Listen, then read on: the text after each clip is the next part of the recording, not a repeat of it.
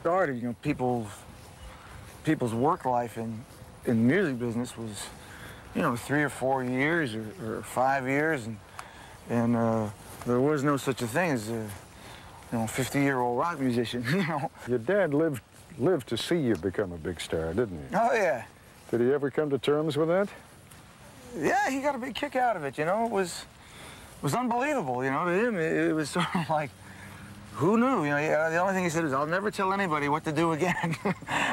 Because he thought it was a bad idea? Oh, he didn't want you to go into music? Well, I mean, if you're a parent, it was a bad idea at the time. It's like, what are the chances of being able to forget about it, making a living out of it? So he was correctly protective at the time, I think. And if you hadn't done this, Bruce, if you hadn't been a musician, what do you think you would have ended up doing?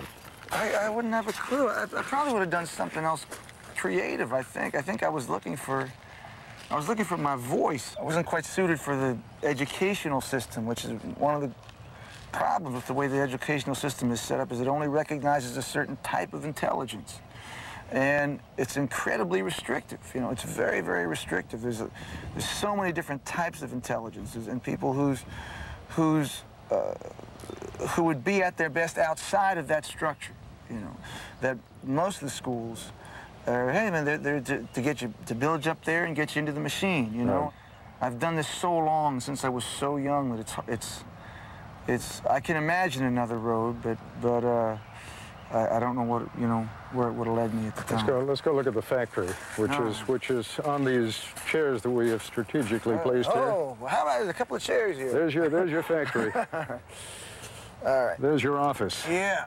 Tell me about your workbook. All right, I got to blame Jonathan Perles from the Times for this. Is you're the second guy that's seen this thing, and I'm gonna put it in the closet after this. But anyway, it's just the book where I do my songwriting. It's just a general mess, and let me hold on. Take a look through it if you want. We're gonna do this at random. What do we got? All right, we got The Rising. There it is. No kidding. How's that for a little serendipity? So what does it say? Up on the mountain we're gonna climb. That didn't make it to the end of the song, Of all the things you've written in there over the past 10 months, how many are we actually gonna hear? Well, there's 15, and the amazing thing about this record is there's only one book. The bad news comes when there's 2 or 3 books, But how many songs? That's when you're in trouble. How many songs have you got in there? I mean, how many made it? How many didn't? I would say there's 15 songs on the record. We cut 17. We thought 17 were worth recording for, So you're a happy man? Yeah, I'm pretty happy. Yeah, things are, I mean, it's always a relative term, but if it means sort of like, I've had fulfilling work, lovely, I got good friends, good family life, job to do.